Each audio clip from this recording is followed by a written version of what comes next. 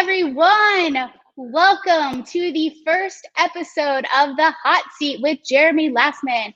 I am Amber Sheets, your host today, and his phenomenal assistant. His words, not mine. I am going to bring Jeremy on, and we have a special guest today. His name is Kale Cap, and there are no rules in this arena. There are no scripts, so I'm going to bring these two on, and we're going to see what challenges and desires and battles ensue. Hey, Jeremy, and hey, Kale. Welcome. Hello. Thank you for having me. All right. I'm going to bow out and let the games begin. Let's do this. All right. Hello. Hey, man. It's been a while. Let's get the two up there. Man, this is great. I've been excited about this because this idea has been brewing for a while. You've kind of like been a part of it in terms of from the ground level about like what the ultimate arena is and the vision for it and a few of my other crazy things. And I'm honored that you're here for this episode of The Hot Seat. Hey, Aaron. We got Aaron Riggs on. I want to just like, before we dive in, I'd like to just express like my kind of inspiration for what this show is and as we grow into it and get into all of it. Great. So I'm, as a lot of people know, I'm a huge professional wrestling fan. And for me, the larger than life, the hyperbole, the hype, the intensity of passion that professional wrestling is, I'm hugely inspired by. It was a guiding light in my life. And I want to channel that into my things, into personal development, into everything that we've got going on with the work that you do, the work that I do in terms of lighting people up, getting people beyond their fears and resistances and skepticisms and all of that beautiful stuff. And so the hot seat to me it's a bi-directional challenge. I'm gonna raise up people who are in the seat, and I want them to do the same thing to me. I want to raise the bar on how we both show up, how we both challenge each other, how we both fight in terms of the things that we care about and the things that we're passionate about. So that's what I feel the hot seat. It's inspired by, I believe, Abraham Hicks.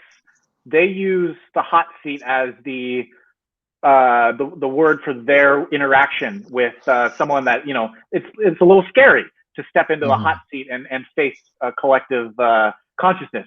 And so it's inspired by that. And so, yeah, I want it to be fire. I want it to be passion. And yeah. So take a few seconds and just tell people who is Kale? Gosh. Hi, everybody. My name is Kale Cap, and before I get into anything, I really want to say, Jeremy, brother, I love you so much, and thank you so much. I'm so honored to be here with you today. I love what this is about. This is so cool. It's what strikes me first that I'm like really like grateful to be part of is this like one-upping of fighting for each other, fighting for something, but in a way that can really sound like an argument between two people. And I believe that I hope that we get there, but we're going to get somewhere real, because who Kale is right now is just very vulnerable and open and ready to be taken down to like the bare bones in order to make sure it's all being loved and it's all being seen. And so that's why I was really excited to jump into this with you, and obviously extremely nervous because I know how well you can see. I know how well you can see me and have seen me. And I know we have good chemistry together, and I know that it's going to be real. So I'm like, Mhm. yay! It's going to be really cool. In the past, I've coached people, and I still do a little bit of coaching, but I've kind of pulled back from that title, and I just want to help people. I want to help, and even that is more than really what I want to do. I want to play. I'm leaning a lot more into your type of energies these days, Jeremy. I want to do something where I realize I'm one and the same with this person, that we have a collective goal that we're fighting for and working together for, in order to unlock and heal and release and climb and evolve, and to push beyond any false perceived ideas of the illusions of limitations. And I know that there really is no limit. I'm about that in the human spirit, in the human body, and we overlap there as well. But I'm really into it with living and community. I have a huge desire right now to build a sustainable community with limitless number of people, but I want to start small and tight and tribe-like, and work it up to grow. And my first vision of that is really to have people that have a common interest apart from truth, but maybe they want to help other people, or they want to create some kind of educational system or something like that. And all of us collectively working together in a small area and doing the good work and helping each other live and survive, but also thrive and expand. And that's what's been coming through me like this entire year, and it's just getting cleaner and tested. And yeah, so let's see where this goes. I love that. And you're in your art project right now, or your life art project. It's amazing what you're doing. My life analogy project, down to the rusty bare bones of it, and all its leaks and all its power. It's huge in here, It's a big, beautiful, very visible 40-foot bus, and my family and I are going to be moving into it once I fix the leaks and get everything else ready. But hopefully you're soon. well on your way. Awesome, man. All right. So I would like to offer you, I want to offer you first is there any burning question or curiosity in this moment for Kale Cap? So it's so personal. If you ask me any other day, I'd be like, yeah, let's talk about how I want to save the world and community. But right now it's how do I see and let go of and allow and heal whatever I need to do. The stuff I still keep carrying, the stuff in my root, and the self-judgment and the rage. It's still in there, and I would love it if we could just embarrass me on a live video and release something amazing and let me move the fuck forward with my life. Yeah. What so the rage comes from your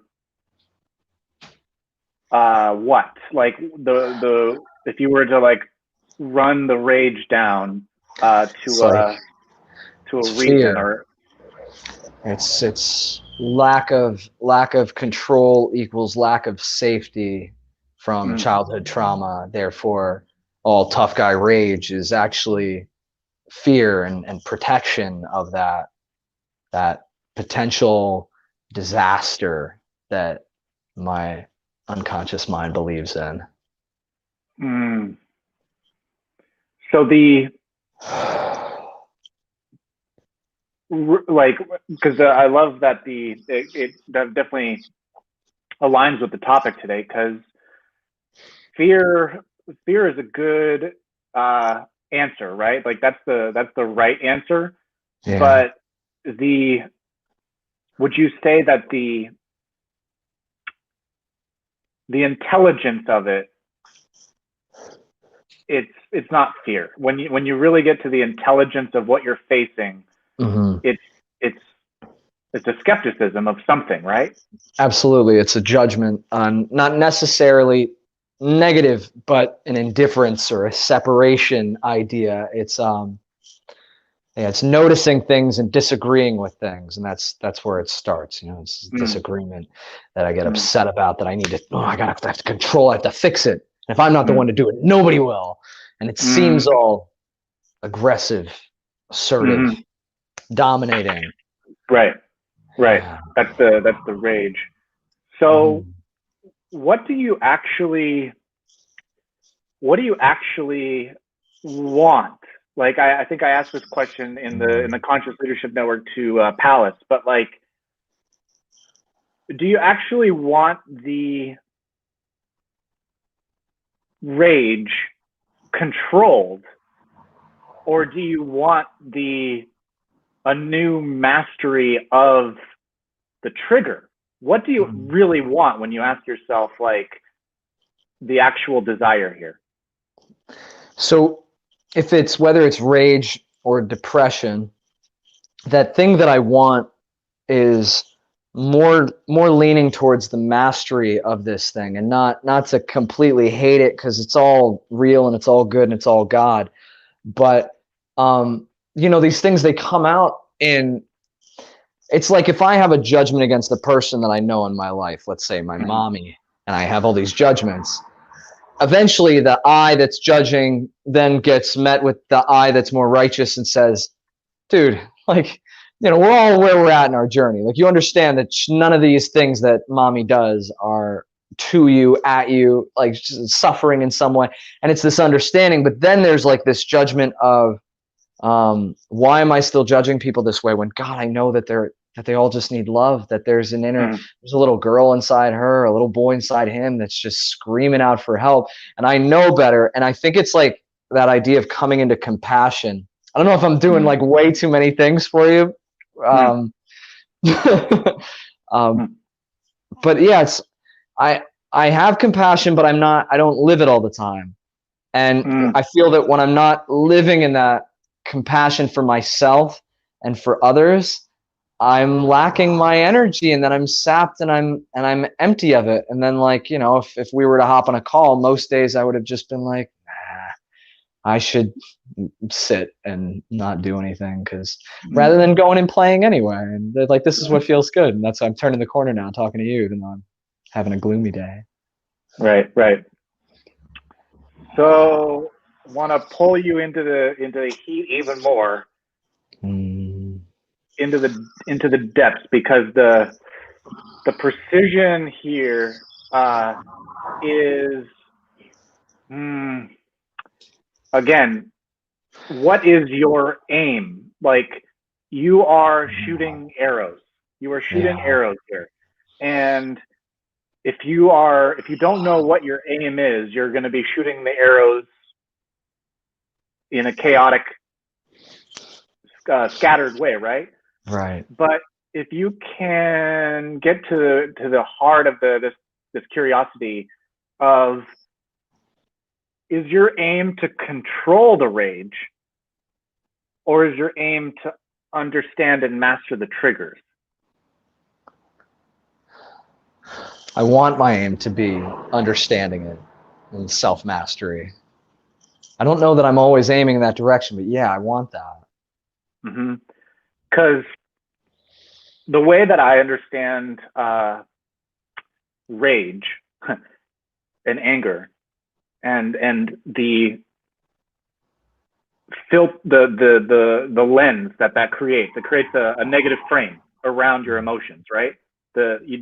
Where you don't want it, it's not preferred. Right. That's when your channel is receiving a radio station, right? Like, you understand all of that metaphor. So you understand that the radio station is coming to Kale, and based on how you're labeling and framing this emotion, it's going to constrict into the tightening rage, the constricting rage, and then you're just doing damage control at that point. Right. And I can see you smiling, because I think you're piecing this together before I say it. But for the audience, I'll finish this. But if you ride that back up, which is going to the actual trigger instead of getting distracted by the spray, you're going to the nozzle, where the nozzle is getting filled. Like you're putting something on the hose, right? Like people put different hoses, attachments on the hose. Yeah, filter for different streams, right? And so instead of getting lost in the stream, the mastery is actually riding back up to the hose to where the attachment is and seeing what the attachment is, right? That's great. So if you understand, the way I see it is,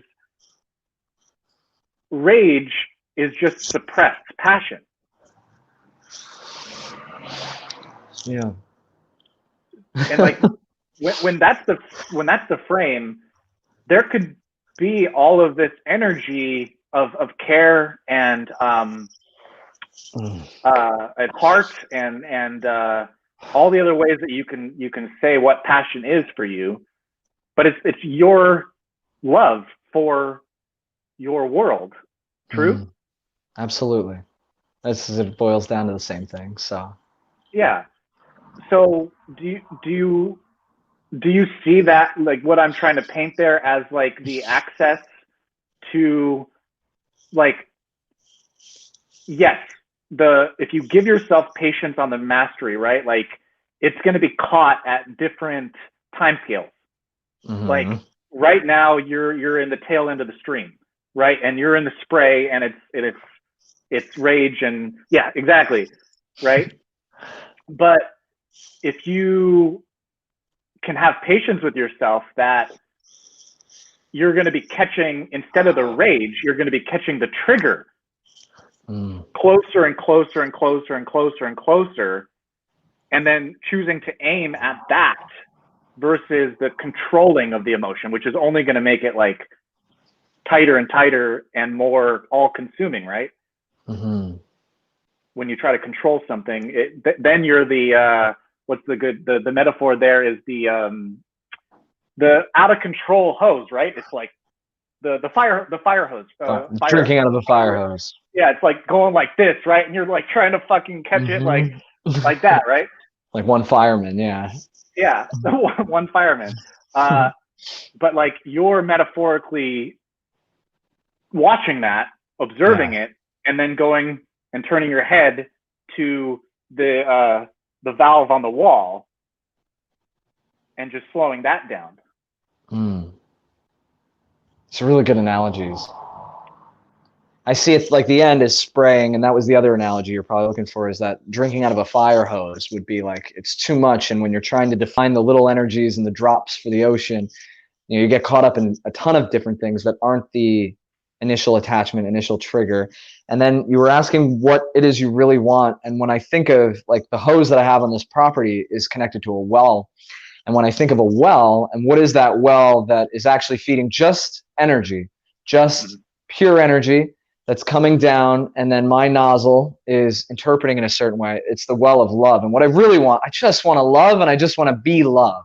I want to love on people, be love, and through that I will just love my experience more. And it's in my hate or rage or indifference or disapproval or skepticism or self-skepticism, especially self-doubt. It's in that I am either detaching the hose completely and now I'm okay, I'm not even going to look at the well, there's no more water coming in, or I get stuck in the splash of it. And then I know you've said these things before, but I look at the energy that I have on the way up to like a roller coaster is very like, oh yeah, there's adrenaline, you're safe and everything's well, or you believe it anyway, but it's excitement, and if you were to take that body of Kale and put in a different consciousness, or put that body somewhere else and allow that same experience somewhere else, perhaps sitting right before a test or something like that, it would be an awful experience because you'd be perceiving that energy in relationship to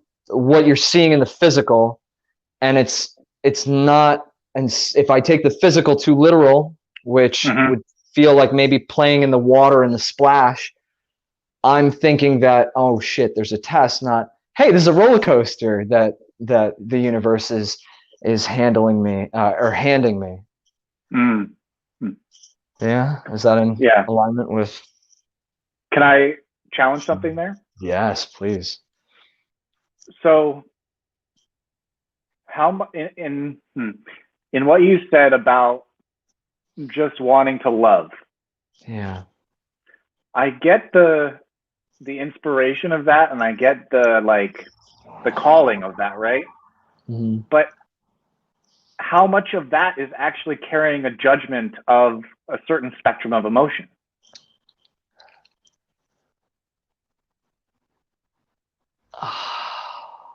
I always tease people when they use the word just, because right when we say just, it's so often that it's not just, it's something else. And like if you ask somebody that's not really trying to look at their spiritual path, like, hey, why do you think you did that just now? They'll go, oh, Yeah. I like it. I just like it like that. And they don't want Yeah. to look at anything, that any possible precursor. And that word Yeah. just, it's just hitting me just right, and just hitting you just right. There is, because to just love means that the other things are not okay. Not allowed. So Yeah. it goes back to your question, which appears to be even more in alignment now, is that, do I want to master these emotions and understand the triggers more and understand it all more, or do I want to control rage and get back to love that I don't have to control? I'm allowed to just let love be love. In fact, I want to uncontrol it when I'm there. So Yeah. there's this like, oh, it's okay to be it like that. And it's okay if my kids are like that, because they're just the universe, stars exploding, Yeah. But when I'm Yeah. like that, I just want to be loved. No, that's not okay. We can't have that. Yes. Yes. Yes. Yeah. Hmm.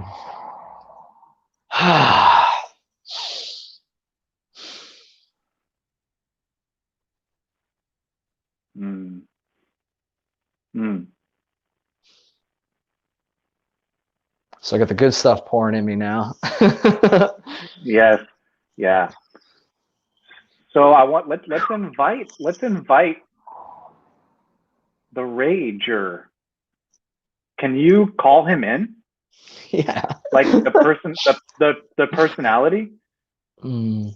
Like invite him to show up. The character, the Kale rage, the rager Kale that is not allowed in certain parts of the world, according to you. Yeah, yeah, no. Yeah, but here in the Ultimate Arena, we want the larger than life. So invite him. Invite him. Like I want to meet him. He's here, and what's surprising is how good the heat feels on my Mm, chest and my belly right now to invite him in. And my mind is going, well, here's the list of what you're pissed off about. But the rager doesn't actually need anything to be raging about, mm, he's here, and he's serious. yeah, I yeah. could we could give him a demonstration if I just pick something that's an interesting topic of discussion, but um Mm, I don't know mm. how to be rage without being A angry at condition. something. Yeah, without a Yeah, condition. So it just yeah. feels like It's like like good warm energy that belongs in right, me if it's cold outside. right. Because it's unconditional love in here right now. Right. So there's no Sure is. conditions, no conditions for like right and wrong. There's no conditions. So awesome. So now that he's here and not trigger, like there's no trigger, but he's here. So you feel that difference between the possibility and the potential of your intensity and having a trigger that you're make believing as real that makes something uncontrollable. Get my drift? Absolutely. So so now let's take a look at the seriousness. The seriousness. Because I can attest to the negativity of seriousness. I rebelled against that because that was sucky growing up, was the weight of seriousness, right? All right. So let's look at that label and the negativity of it, and we're gonna like going back to the funnel, right? So we're in the infinite limit space right now, so everything is kind of like spacious, and like you said, it's warm. But when we bring this seriousness in, all of a sudden now we could get sent down to the lower states of self-consciousness. And then that leads to more negativity and skepticism and like all of the downward spiral stuff. But take this, and because awareness is freedom, awareness is choice, awareness is possibilities. Yes, true? Yes. So now we're going to show the rager, the choices here, because seriousness is like the fuel of the rage, because it's fear rationalizing itself, right? So show the rager the self-awareness of seriousness. What does that mean to the rager? Self-awareness, we're flipping the negative polarity to a positive, and then we're heightening the frequency by using self-awareness, right? So what is seriousness through a filter of self-awareness? And is that considering that the filter of self-awareness is not limiting, or is self-awareness like through the self's perspective? Seriousness with self-awareness is the game of, like, this is just an analogy, a metaphor. It's the gamified way of looking at something, or the dream-like way of looking at something. So self-awareness to me is more tapping into that reality as like a simulation, or that this is all a dream, or this is all a video game. It's the higher perspective that isn't personal, that life isn't personal. Right. I love it. I can take it from there, from my perspective anyway, from self-awareness's perspective. But actually, I want to go down first on the ladder, because I don't know that everybody has had the training that you've bestowed upon me, and other people have as well. So when the rager is enraged and taking things seriously, there are so many factors. We don't have enough time. We don't have enough money. What will other people think? What will this mean? And then like for kids, like what's their futures? And now we're playing in this, we're using imagination for the wrong works here. Oh, I imagine something terrible happening to my son. And it's time is a huge one. It's timely, and that's why rage happens now, because it's like, fuck patience. I need to attack this right now. But when you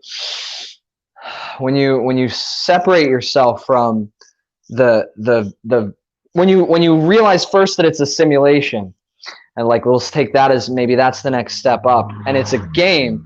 Well, there's no point in the game unless you can kind of take some of it seriously, whether it's a high score, or can I do better next time, or what happens if I do this? And then seriousness has a play to it that says, that's a challenge, and it's fun, and it's motivating, but there's nothing dire, there's nothing grave, there's nothing finito at the other end, unless you want it to be like, I'm done with pitying myself. You can have that kind of seriousness about your self-love or something. And then when you take it back another level, there's this like, hey, Kale, my son, like, you are fucking perfect and beautiful, and everything is exactly as it should be. And there is no death. There is no need to think that things should be different than they are now in a way that's going to disturb you and disturb others in a way that's going to hurt you later, bring you guilt. Like, oh, just step back and let's just see what irks you in that moment. And it's so much lighter. But to be in that state, I feel like, as I've talked to some people recently, and it's clear to me when they've done the personal work that I can be in an arena with them and feel instantly like either very much at peace with their love, or very much tense with like, oh, this thing has to come out of me kind of thing. And I have a lot of both of that going on with you. So in this arena, we're like, we can be right up there on that cloud nine and see the hilarity and seriousness, because it's like a caricature of maybe like Western civilization, or like wounded masculine, or just myself. I'm a caricature of myself if I'm just like, God, I need the thing this way right now. And it's like, oh my God. But also really powerful and really amazing that like I have this warrior spirit inside of me from if I'm spending 3 days straight on the computer chatting on Facebook, and then there's this rage in me, it's like, oh, there's an animal in there. That's kind of beautiful too to look at. Yeah. That's what came through me anyway. Oh, the animal. I love that. And so, like, something came up as a more succinct way of putting what I said. Like, self-awareness is what allows us to make real unreal. Oh, that's so cool. Yes. Because the self-conscious way of looking at seriousness is like, it's real, right? Of course, it's real. Or in a non-scarcity way, which is the backwards way of looking at it, it's too much real. It's an abundance of real, right? And so if the antidote or the relief of too much real is actually unreal, so it's not about changing it, but it's about balancing it. It's about balance. Like, as a Karate Kid, I just watched Cobra Kai, so it's like all fresh, but it's balance. Yeah, exactly. It's balance, because it's instead of trying to change and control, again, it's about the balance. So if it's too real, then the self-awareness is there to say, no, everything is unreal. And then you have more access to the higher choices. Or at least all the choices, you're exactly. breaking down the two-way mirror. Yeah. Yeah. You've given me some delicious snacks to munch on and plant in my system, man. Thank you. Welcome, man. Awesome. Anything else before we wrap up today? Are you trying to make these usually about a half hour? That was what we said for this one. I'm going to toss some think about if we want to do a longer. I liked it. I felt really good about it. And if I bring something else up now, it's going to be a completely different topic of discussion. So thank you. We'll it was awesome. Save that for another one. Yeah. Well, we'll keep experimenting, but it seemed like it was a nice bow at 30 minutes. So yeah, I appreciate you having the courage to step into the hot seat, of course. Shit, anytime, brother. Yeah. Let's do it again. Let's do it again, man. Have good luck with your project. Thank you. Thank you. Amazing. Yeah. I want to come visit and just pull screw some screws or tear some walls off. I would love to help out a little bit. That would be so cool, man. I would love it. Yeah, let's talk. Fuck, yeah. That'd be great. Yeah. Hey, Amber. She is muted. Let me unmute her. She is muted. I can't unmute her. She's muted. I There we go. I got it. I gotta come up and cut you guys off, or you'll talk forever. Thank you, Kale, for coming on. I really appreciate it. I loved everything that was happening. Jeremy, amazing as always. So, all right, guys, I'm gonna close this out. See you guys. Ooh. Okay, well, you had it. That's our first show of The Hot Seat with Jeremy Lasman. It was amazing. So if you would like to be on the show, if you have a challenge that you would like to overcome, or you have a burning desire or a transformation, or you want to challenge Jeremy, you want to challenge you want to transform, message me, come on the show. I'll get you on. If you are just curious for more, you can message me as well. So I'm always open. Thank you for joining us, and you guys have a great day.